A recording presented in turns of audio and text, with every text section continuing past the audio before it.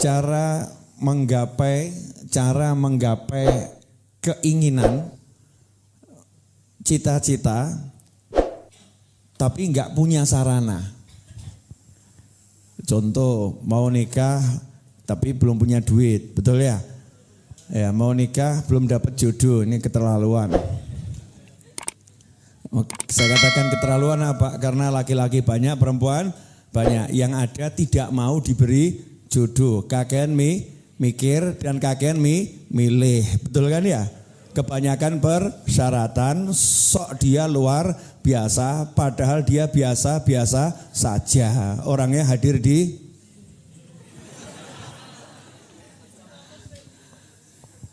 jadi sarananya nggak ada gitu, duit nggak ada, tabungan nggak ada, teman nggak punya, bla bla bla macam-macam. Itu yang buat orang kadang langkahnya nggak bisa maju, mandek saja nggak sempat, seringkali atret mundur ya, mundur. Nah ini ada di Al-Quran satu cara untuk menggapai semua keinginan, tapi nggak pakai sarana itu, tapi biar Allah yang membereskan, Mau atau nggak mau? Mau, biar Allah yang membereskan. Kuncinya apa? Jadi orang miskin, tapi yang kaya. Piye ya? Saya kemarin duduk sama teman saya, namanya Mas Riza di Bandung sana. Saya ngomong sama Mas Riza, kita ini orang-orang kaya, tapi yang nggak megang duit. Sementara banyak orang-orang yang miskin ya, tapi punya duit. Paham enggak? Belum paham? Banyak orang-orang kaya tapi enggak megang duit. Banyak orang-orang miskin tapi banyak duit.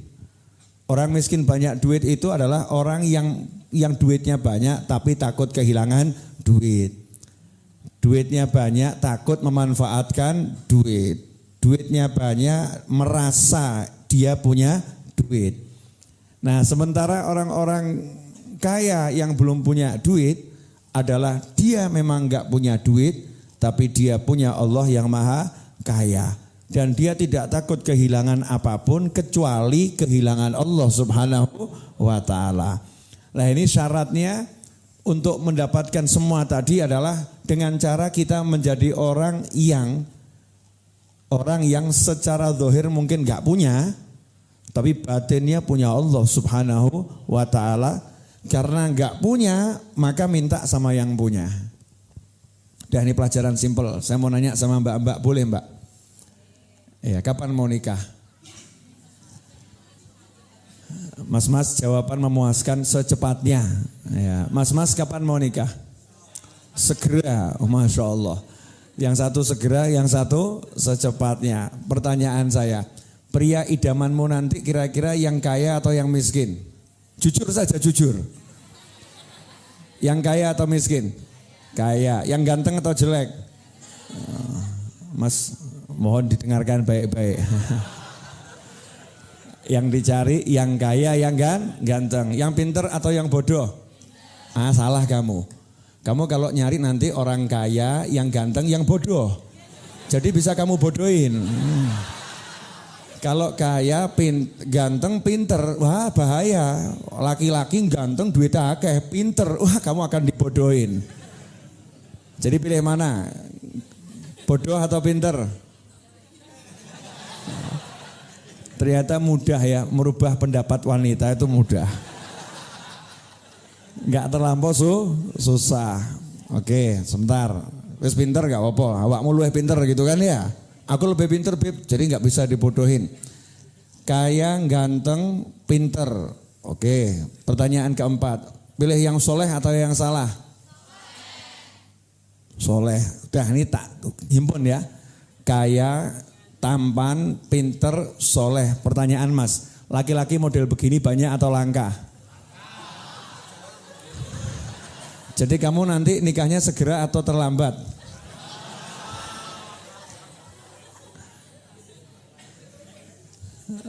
Mintanya kan betul kan, kaya, tampan, pinter, soleh. Jangan percaya dengan jawaban mas-mas tadi.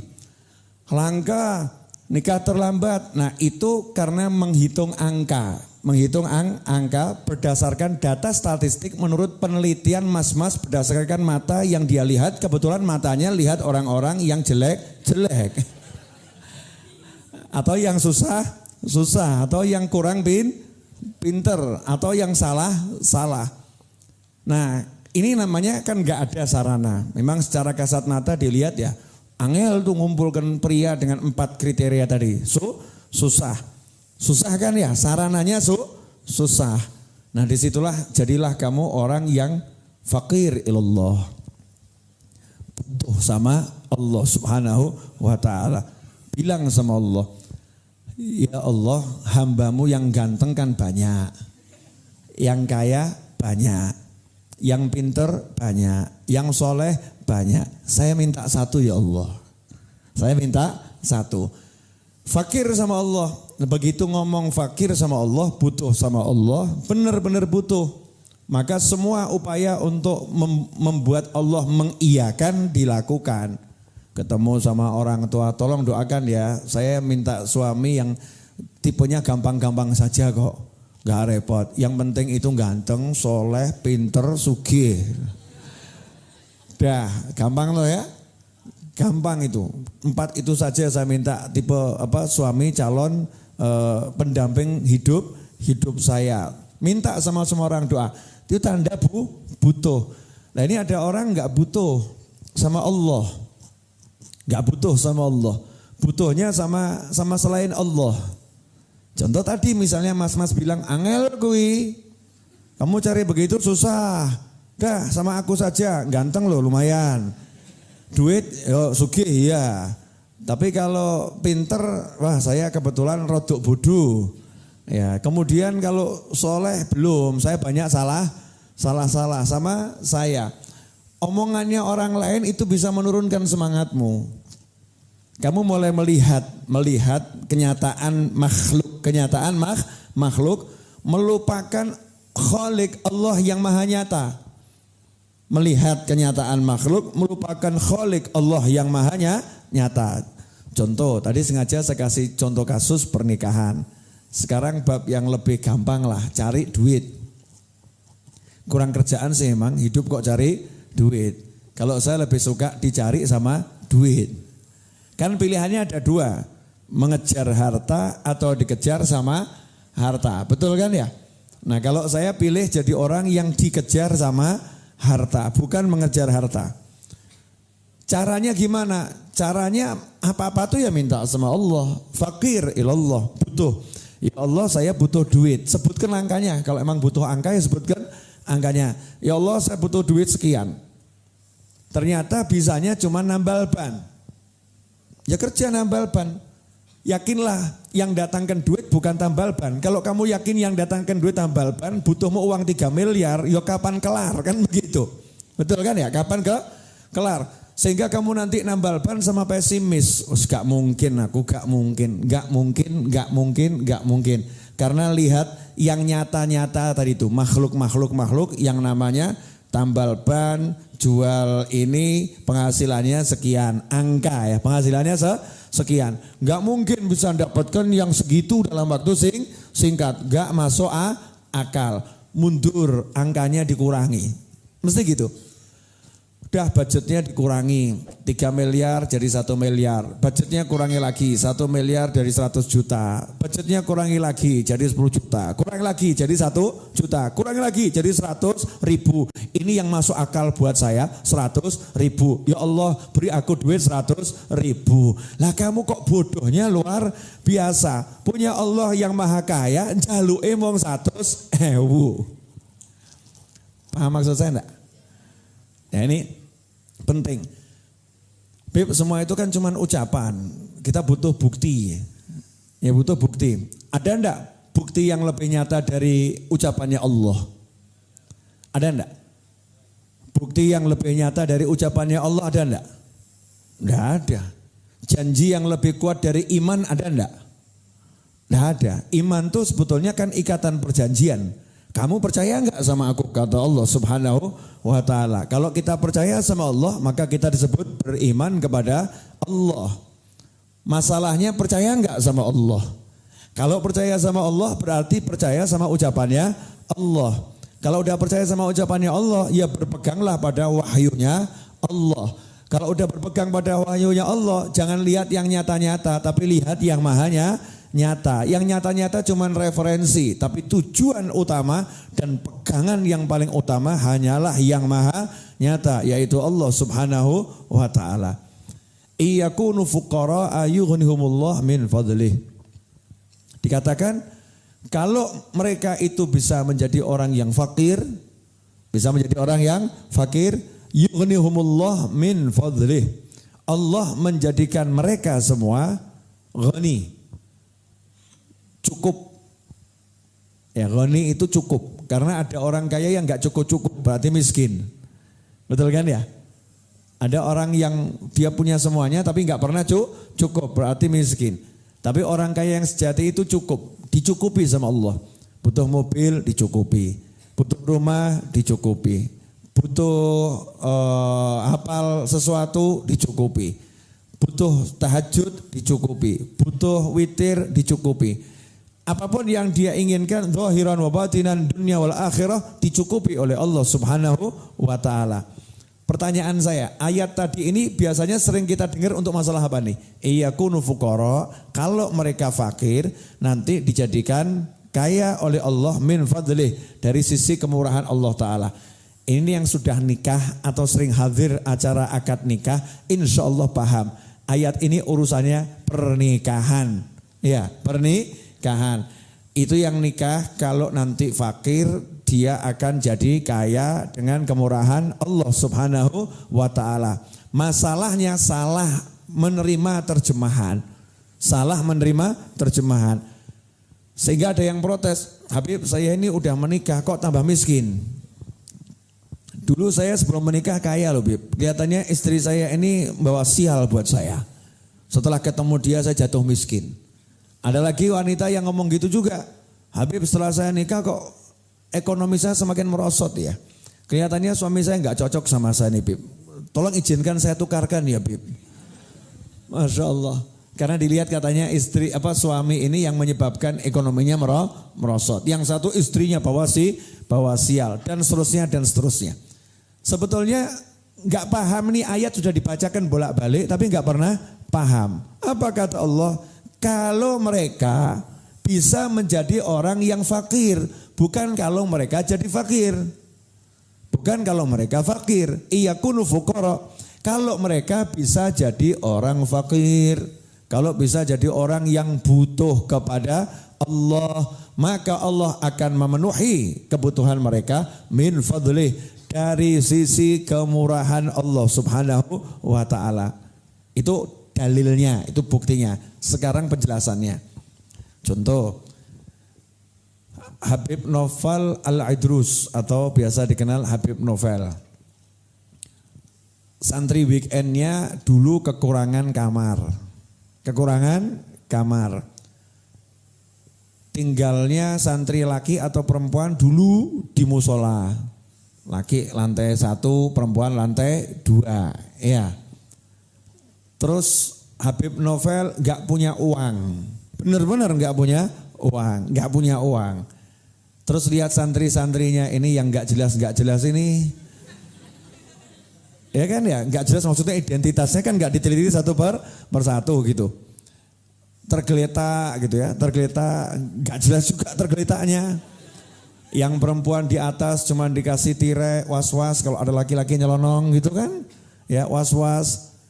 Saya minta sama Allah Ta'ala, ya Allah tolong beri saya tanah ya di belakang sana yang bisa digunakan jadi asrama. Tidak punya duit, tapi butuh sama Allah, butuhnya sama Allah, mintanya sama Allah. Hasilnya, subhanallah, tiba-tiba yang punya tanah marani saya, tolong tanahnya dibeli. Saya jawab, saya enggak punya duit. Dia jawab, gampang, bayar saja 6 bulan, dicicil tiap bulan. Mintanya berapa? 6 M. Oke, deal. DP-nya berapa? 1 M. Kapan? Minggu depan. Deal. Coba kamu bayangkan, enggak punya duit, beli tanah 6 miliar, DP-nya minggu depan, DP-nya 1 miliar. Kira-kira ini jawaban waras atau gila? Lah kalau namanya butuh sama Allah tuh jangan nanggung-nanggung. Kalau kamu ragu berarti kamu tidak butuh. Kalau butuh kamu tidak akan pernah ragu. Saya butuh sama Allah kok. Saya butuh sama Allah dan saya enggak ragu sama Allah. Saya percaya sama Allah. Alhamdulillah. Ya, seminggu terkumpul dana. Padahal yang enggak keliling minta sumbangan, enggak keliling minta sumbangan. Cuman share kalimat sederhana, siapa ingin ikut andil gitu. Ada yang transfer 10.000, ya ada yang 11.000, ada yang 20.000, ada yang transfer doa, Habib saya belum mampu transfer berapapun, saya transfer doa, energi, Masya Allah. Wah, ada yang begitu, saya langsung kasih senyum yang banyak, amin. Saya senang sama yang seperti itu, namanya ikut andil. Subhanallah, seminggu kelar, terkumpul 1M, ya terkumpul 1M. Kemudian bangunannya pabrik itu saya robohkan, bruk. Saya robohkan lulu lantah jadi tanah gitu. Terus dibuat maulid. Ya buat maulid yang sebulan selapan sekali itu. Saya pas buat maulid. Peletakan batu pertama. Banyak yang protes, Beb. Itu saja ngumpulkan dana buat bayar. Ya nggak gampang kok dibangun tuh gimana. Nanti bayarnya gimana. Saya bilang yang bangun bukan saya. Saya cuma pelaksana di lapangan. Lah yang bangun siapa? Lah yang punya. Lah yang punya siapa? Oh ini miliknya Allah berarti yang punya Allah. Saya cuman kacung, ya cuman kacung yang tugasnya ngurusi, ya tugasnya ngurusi. Kalau saya butuh tinggal ngomong sama maha bos saya, maha bos, ya Allah saya butuh semen, ya Allah saya butuh bata, ya Allah saya butuh paku, ya Allah saya butuh gaji karyawan, ya Allah saya butuh. Terus nunjukkan butuh sama Allah Subhanahu wa ta'ala. Apa jawabannya Allah? Iyakunu fuqara. Kalau mereka bisa betul-betul menunjukkan butuhnya kepada Allah Subhanahu wa ta'ala, yughnihumullah min fadlih. Allah akan mencukupi min fadlih. Dari sisinya Allah, bukan sisi dia. Sisi dia kerjaan gak ada yang pas. Sisi dia penghasilan gak ada yang cukup. Sisi dia yang namanya kolega gak punya. Sisi dia yang namanya tabungan sudah habis, sisi dia nol, nggak ada apa-apa. Akan aku beri dari sisiku, akan aku beri dari arahku, akan aku beri dari pendaraanku, akan aku beri dari gudangku yang tidak akan pernah habis. Nah orang yang udah paham itu rezekinya nggak akan pernah kurang, nggak akan pernah habis, nggak akan pernah susah, mudahnya luar biasa. Setelah saya jelaskan ini semua, Anda mau bayar saya berapa? Larang loh ya, ternyata gratis. Jadi Anda kalau ikut pertemuan-pertemuan yang bayar sekian tuh ya, kemudian nanti dapat ini, plus ya ada bonus ini. Bonus yang satu ini sudah santri weekend gratis, dapat bonus yang satu ini mahalnya luar biasa. Pertanyaan saya buat semua yang ada di sini, nanya nih ya, nanya. Yang masih kuliah angkat tangan. Yang tinggi deh biar kelihatan loh. Ya. Yang kuliah terus berhenti di tengah jalan angkat tangan. Ya, yang jadi dosen angkat tangan. Tuh, ada dosen di belakang sana. Oh iya ada. Yang belum sempat kuliah sampai lulus SMA angkat tangan. Loh ya kan saya lulus SMA. Oke, yang nyantri pernah di pesantren atau masih di pesantren angkat tangan. Ya, yang pernah nyantri, yang pernah di pesantren. Alhamdulillah ini lagi nyantri juga. Ya gak angkat tangan kan anehnya luar biasa. Oke. Sekarang saya mau nanya. Kamu kalau naik motor, naik bis, naik mobil, jalan. Kalau naik mobil, lihat mobil-mobil macam-macam. Betul? Apa komentarmu? Apa komentarnya? Keren, nah keren. Apa lagi? Hah? Pengen punya? Ya, pengen punya. Pengen punyanya kalimatnya gimana? Kapan yo iso tuku kuwi? Betul kan? Kapan aku bisa punya yang seperti itu? Ketika mengucapkan kapan itu rasanya jauh atau dekat? Jujur ya. Kapan ya aku punya rumah itu? Rasanya dekat atau jauh? Jauh. Kapan ya aku punya suami seperti itu? Jauh. Ya semakin jauh. Nah kenapa jadi jauh semua itu? Simple. Yang menyebabkan jauh itu karena ngukur. Betul ya? Karena ngukur. Yang dibuat mengukur apa? Lagi-lagi kalau mau beli mobil, yang dibuat ngukur adalah budget uang yang kita miliki. Betul? Ya, mau menikah, laki-laki yang diukur adalah dirinya sendiri. Wajahku begini, ya. Kemudian aku seperti ini. Apakah aku bisa memiliki pria yang seperti itu? Dan sebaliknya yang pria, aku elek kayak gini. Apa mungkin mendapatkan dia yang cantiknya seperti itu? Ukur lagi ya. Jawabannya kapan ya? Kapan gitu, jauh. Karena ngukur dengan angka, ngukur dengan angka. Pertanyaan saya, kenapa enggak kita rubah? Mindset kita ini mau dirubah, jangan mindsetnya orang-orang ekonomi tadi itu loh. Mindsetnya dipakai mindset ilahi, ilahi, pola berpikir iman, Bagaimana pola berpikir iman? Simple, ada mobil, bagus, ya tinggal ngomong, alhamdulillah ya Allah, orang itu sudah kamu beri ya Allah, tolong aku diberi juga ya Allah, amin. Enak toh? Jangan dikasih jarak, kenapa? Nah, mintanya sama Allah, begitu kamu minta sama Allah, berarti kamu bilang aku tidak punya. Contoh gini loh, anak saya, daripada saya ambil contoh anak orang lain, anak saya ajak pergi ke mall, terus lihat sepeda ontel. Harganya 700.000. Anak saya tidak punya uang. Modalnya apa? Pengen punya motor sepeda ontel tadi. Modalnya apa? Kata saya sebagai ayah gitu ya. Nah, kalau pengen ngomong bapak. Jangan ngomong orang lain. Betul? Kalau minta sama orang lain pasti bapaknya marah toh. Jangan minta sama orang lain. Bapakmu duwe, walaupun gak duwe. Kan gitu. Bapakmu akan usahakan, minta sama ayahmu. Jangan membuat malu, minta sama orang lain. Bla bla bla bla bla bla. Gitu kan? Nah Allah juga begitu. Minta sama aku, jangan minta sama kantormu. Jangan minta sama tabunganmu. Jangan minta sama pekerjaanmu. Jangan minta sama pikiranmu. Minta sama aku. Lah yang jadi masalah itu yang nawari dan yang nyuruh yang maha kaya. Sudah ditawari, disuruh, diperintah yang maha kaya, mintalah sama aku, kita gaya mikir tabungan. Akhirnya gak jadi minta. Anak saya lihat bapaknya, bapakku insya Allah duit 700.000, gitu kan ya.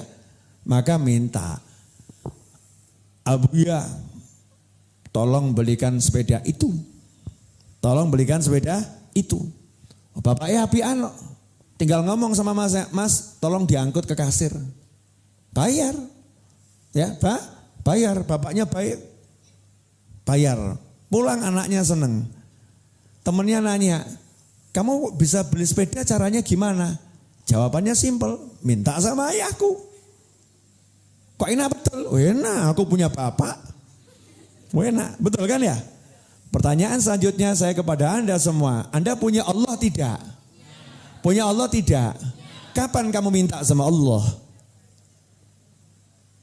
Kenapa hidup kita ini dikasih pemahaman? Jangan minta Allah, kamu usaha dulu. Jangan minta Allah, kamu ikhtiar dulu. Jangan minta Allah, kamu harus berbuat dulu. Ajarannya sopo iki? Ajarannya siapa seperti ini? Tauhid adalah mintalah sama Allah, baru kamu berusaha. Usaha nomor 1 adalah minta sama Allah. Jangan dibalik. Nah kalau dibalik akhirnya pesimis. Hidupnya penuh ketakutan. Hidupnya grogi, enggak pede. Ya enggak pede. Yang optimis. Teman-teman saya ini loh, Masya Allah, pede-pede. Saya ajak masuk misalnya hotel yang harganya mahal sekali. Cuman masuk aja bingung kadang orang. Apa ya piye kok? No, ombene larang piye? Duduk nanti diusir tidak. Kadang mau masuk aja takutnya luar biasa. Kalau teman-teman saya apalagi Abah Edwin, PD. Win, masuk sana Win. Siap Beb. Orang mikir melebu. Masuk. Perkara di sana nanti pelongo. Enggak jadi masalah. Masuk dulu. Ya masuk dulu. Harus pede gitu. Karena kita punya Allah Subhanahu wa ta'ala. Pertanyaan saya sekarang ini. Yang pengen punya mobil angkat tangan. Yang pengen punya mobil. Oh ya, wes midu oh. Saya akan buktikan ya. Saya nanya ini sambil pengen bukti. Ya pengen bukti. Kapan terakhir kali kamu minta sama Allah mobil? Kapan? Baru tadi pagi ya. Ya. Baru tadi pagi. Setahun yang lalu? Setahun yang lalu minta? Ingat enggak kapan? Bulan 8. Oh ya berarti tak ajari. Ya, setahun sebelumnya? Sejak kapan kamu minta mobil? 1 SMK. Pertanyaan saya, sekarang kamu punya apa? Alhamdulillah. Berarti punya mobil. Tadinya apa? Tadinya motor. Kamu pengen mobilmu lunas. Kurang berapa lunasnya? Kurang 60 juta. Saya bantu 5 juta. Dah selesai. Aku rugi.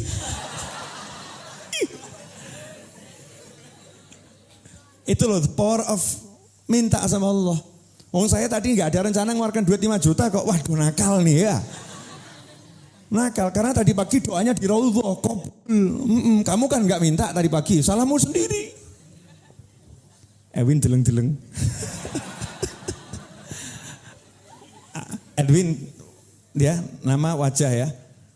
Nanti serahkan langsung. Ya saya ambilkan dulu ke ATM. Ada nomor rekening enggak? Nah, apa BCA sekarang aja.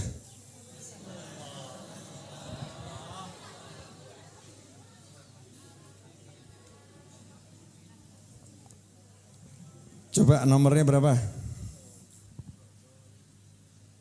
Input ke sini.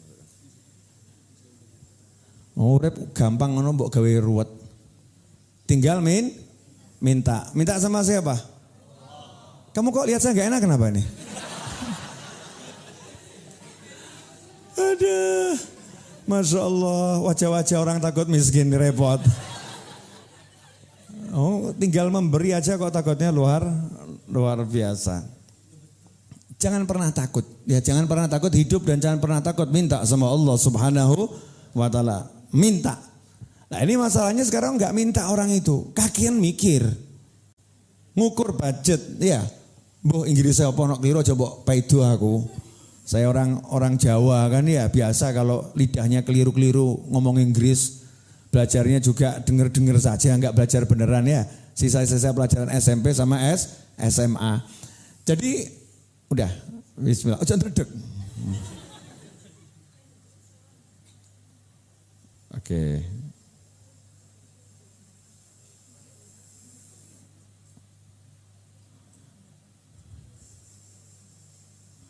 Alfian Dwi Cahyo ya. Kamu cek sekarang juga ke rekeningmu ya. Ntar. Bismillahirrahmanirrahim.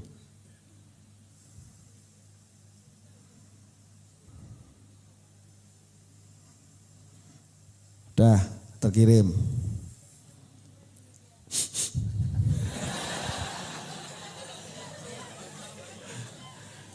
Orang yang baik, yang kalau lihat temennya dapat rezeki ikut seneng. Alhamdulillah, wape. Tapi kalau yang kok orang aku ya welek ya elek. Wes elek. Jadi minta ke siapa? Minta ke Allah Subhanahu wa ta'ala. Jangan minta sama manusia. Oh coba baleni, Beb saya gini surah ganggu. Wong ini tadi nggak pakai dipikir, nggak pakai direncanakan. Itu murni gerakan dari langit dipaksa. Kasih dia segitu. Kasih dia segitu. Allah tuh maha kuasa dan Allah maha memaksa. Allah maha kuasa dan Allah maha memaksa. Maka kalau kamu interaksinya sama Allah Ta'ala, mintanya sama Allah, Allah akan paksa orang-orang itu dipaksa sama Allah Subhanahu wa Ta'ala untuk melayanimu. Ya untuk melayanimu. Syaratnya jaluk sing bener. Betul-betul minta, kerja jalan. Ya kerja itu tetap kerja, itu ibadah. Jelas? Berarti ada enggak batasannya dalam meminta? Ada. Jangan minta keburukan untuk orang lain. Allah enggak suka. Jangan minta keburukan untuk orang lain. Kalau minta yang baik-baik, Masya Allah, jaluk apapun. Minta apapun. Contoh, ya manusia paling nekat minta dicontohkan dalam Al-Quran. Manusia yang mintanya paling nekat dan dicontohkan dalam Al-Quran. Nabi Sulaiman alaihissalam. Nabi Sulaiman alaihissalam. Nabi Sulaiman itu udah raja, nabi, gagah, dan kekuasaannya luar biasa. Itu mintanya sama Allah Ta'ala, tidak nanggung-nanggung. Ya Allah, beri aku mulkan kerajaan, beri aku kerajaan, yang setelah kerajaanku tidak ada orang sampai kapanpun punya kerajaan yang sama dengan aku. Jadi kamu kalau lihat negara-negara dijaya macam-macam, presiden hebat, raja hebat, itu di bawahnya Nabi Sulaiman semua. Makanya Rasulullah SAW itu pernah mau melakukan sesuatu ditahan sama Rasul, nggak jadi gitu ya. Kata Rasul, aku ingat doanya Sulaiman. Nanti kalau dilakukan sama Rasul, ngalahin Nabi Sulaiman. Ngalahin Nabi Sulaiman. Sampai Rasulullah ta'aduban beradab tuh ya. Nabi Sulaiman pernah minta, nggak ada yang boleh ngalahkan. Udah aku segini aja. Seperti itu Nabi Muhammad SAW. Tawadhu'nya kepada Allah dan kepada hamba-hamba Allah subhanahu wa ta'ala. Mintanya tanpa limit. Yang tidak ada yang punya setelah ini. Tanpa limit. Jadi nanti mbak-mbak ya, meskipun pada kenyataannya pria itu diizinkan poligami. Kamu kalau minta sama Allah jangan nanggung-nanggung. Ya Allah, bojo siji nganti mati. Masya Allah, delalah awakmu mati sih. Masya Allah. Masya Allah. Maka doanya yang komplit. Ya Allah gitu kan ya. Suami satu saja dan aku satu-satunya istri. Ilal mamat ilal jannah umur. Gitu loh ya. Yang lengkap. Jangan kesusu dongannya Allahumma bojo siji nganti mati. Wah, ternyata bar donga mati. Jelas semuanya? Apa? Mati. Nah, iyakunu fuqara yughnihumullah min fadli. Allah akan menjadikannya kaya, Allah akan menjadikannya dia itu mampu, Allah menjadikan dia bisa min fadli. Jazakumullah khairan. Nah, ini contoh, enggak jaluk entuk. Ya. Ini enggak minta, jazakumullah khairan. Enggak minta, tapi dapat datang sendiri dan tidak ada rekayasa panitia. Ini tidak ada jadwal kopi buat saya ini. Ya, tapi kopinya naik. Bahkan Ustadz Is yang biasanya paham pun tidak paham. Ya, tidak paham. Lagi terpana sama 5 juta. Ustadz Is lagi terpana sama 5 juta. Ya Win. Edwin bahagia. Boleh dilanjut? Ya memang di sini tuh aneh. Orang buang duit kok seneng tuh ya ketemunya di sini nih. Dan lihat orang terima duit semua senang ya ketemunya di sini kan alhamdulillah. Jangan lihat yang kamu punya, lihat yang beliau punya. Jangan lihat yang kamu punya, lihat yang Allah punya. Jangan lihat yang kamu bisa, lihat yang Allah bisa. Selalu Allah pasti lebih dan semua yang kamu punya miliknya Allah. Dan semua yang tidak kamu punya itu juga miliknya Allah. Contoh, kamu pengen mobil, kamu gak punya mobil. Mobil milik siapa? Miliknya Allah. Kamu pengen anak, ya kamu gak punya anak. Anak miliknya Allah. Pemilik semua anak adalah Allah subhanahu wa ta'ala. Kamu pengen duit, ya kamu gak punya duit. Yang punya duit siapa? Allah subhanahu wa ta'ala. Kamu pengen duit dan kamu punya duit. Duitmu yang kamu pengini ya dan yang kamu miliki semua milik Allah subhanahu wa ta'ala. Jadi ketika minta sama Allah, buang kepemilikanmu, sadar kamu gak punya apa-apa. Itu makna fakir. Orang yang betul-betul gak punya apa-apa terus minta sama yang maha punya. Kalau bisa begitu dalam sekejap kling dapat. Ya contoh tadi minta mobil, ternyata bisa beli mobil tapi masih hutang. Ya nggak tahu kapan hutangnya lunas. Kira-kira masih sekian puluh juta. Tiba-tiba dikasih 5 juta. Dia sempat juga kaget kan begitu kan ya. Orang nyongkok gak nyono. Nah, ini contoh sederhana. Ya ikhwani rahimakumullah, kalau saya menyandarkan diri saya pada apa yang saya bisa dan saya punya dan saya memang tidak bisa dan tidak punya, nggak ada semua ini. Tapi subhanallah, kita beli tanah tadi, kita bangun dalam 4 bulan selesai. Jadi aula ini jadi asrama santri, ya, jadi rumah imam selesai dalam 4 bulan dan bulan kelima lunas 6 miliar lunas. Setelah itu beli lagi. Kenapa? Karena itu cukupnya hanya untuk perempuan. Akhirnya kaum pria biasa. Kaum pria itu di mana-mana mengutamakan kaum wanita. Ladies first. Makanya begitu ada panggilan ke neraka, kaum pria berkata, ladies first. Gitu Mbak?